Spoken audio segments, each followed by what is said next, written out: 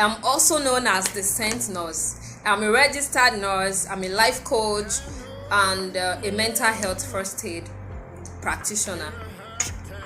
So I just want to say thank you to Nurses Hub Africa for giving me this privilege to come online to talk about this to nurses and every other person that may be seeing this video at this time. So this topic I'll be talking about today is personal development.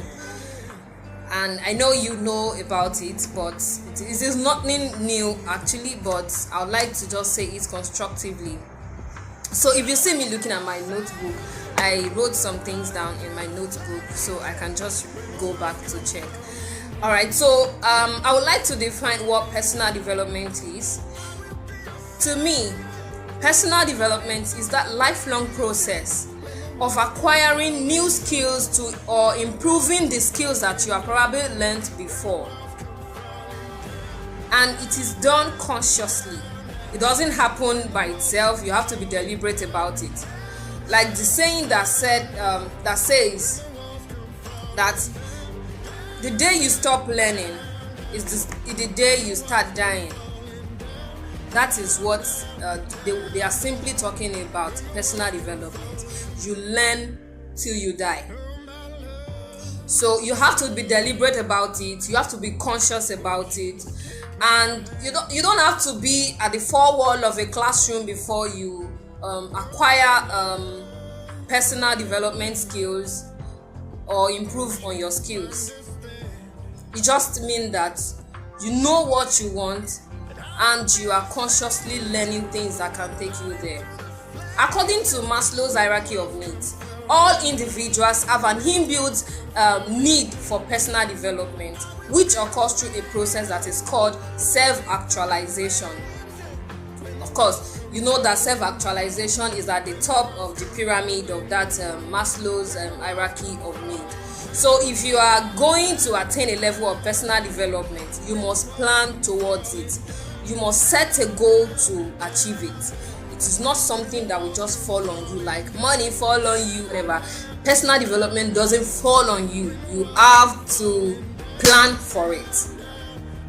Alright? So as we are moving on, I would like to say that when you want to acquire personal development, how do you go about it? You have to plan for it. Number one, you have to have a clear vision of where you want to be and why. That is simply talking about your vision. You have to think about where you want to be now, in future rather. So you start thinking, or even a job, it might even be a job that you want to get. So you start thinking that what can I learn? What skills do I need to be able to occupy that position? You start learning it. So you just don't dabble into things. You don't dabble into so many things. You see people doing emotional intelligence. Of course, it's a general skill people should have. Okay, you see people learning makeup. You go there. Sewing. You go there. And all of those. No, if it is not related to where you want to be, don't even dabble into it. It is good to know something about everything, but it is also good to focus. Number two, do your SWOT analysis. Know your strengths, know your weakness, know your opportunities that may come your way, know the threats that may stop you from getting all those things, and start working on it. So it will give you a view of your life and help you to identify the areas that you need to develop. Number three, you must have a good understanding of the skills that you want to achieve or develop. So you just don't dabble into something. You have maybe, like for example, if you need a particular skill to get a particular job, or you need to advance in your chosen career, or you are planning to live in another country, what do you need? Maybe you need to start learning how to speak in a particular way. Maybe you need to start learning a particular maybe negotiation skill or whatever that you need for the place you are going. And then a level of priority should be in place for each of those things that you want to be, because you have to be focused in order to achieve what you want. So you list it and you start asking yourself, What is important? How is this important to me? How essential is it to develop this skill? So you list it and ask yourself those questions. So let me tell you the importance of personal development. To me, I believe that when you sit down to plan for personal development, it makes you to be aware of yourself. That's number one. Because by the time you analyze your strengths, by the time you analyze your weakness, the opportunities that may come your way, and things that threatens your vision or the outcome that you desire, you begin to see how it is and what you need to work on. So you are more aware of yourself.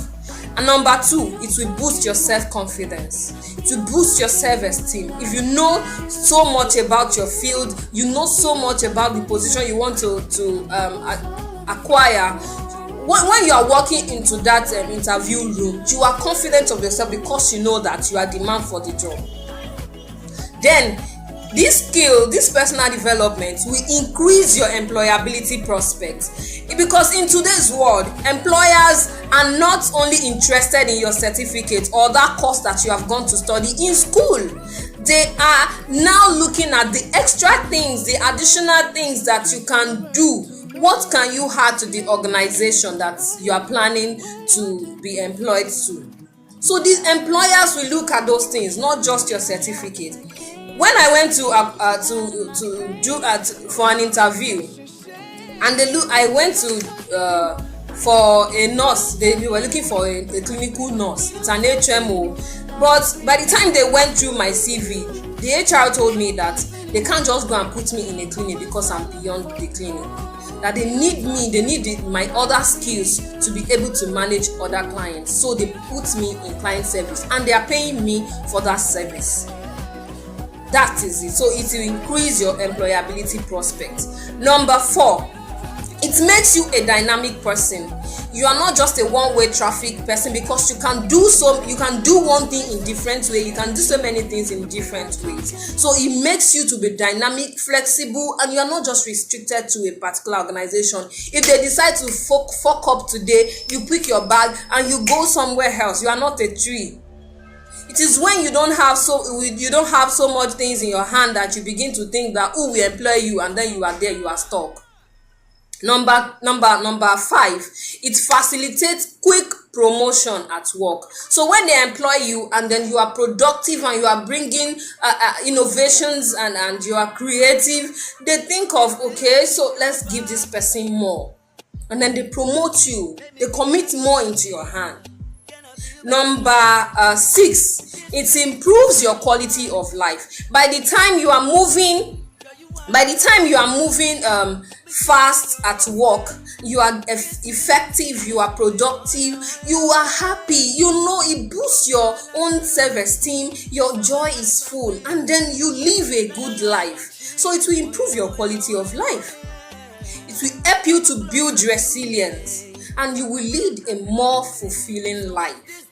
I hope that today, but of course, you need to the first thing that you need to do, if at all you have not taken anything from this video, please bear in mind that you need to acquire the skill that you need, that will sustain you in that place that you are going. Thank you so much for listening. If you have any question, I'm very sure you can contact Nurses of Africa. You can contact me. My name is Adenike Olakunle. I am the Saint Nurse on Instagram. Thank you so much. Bye.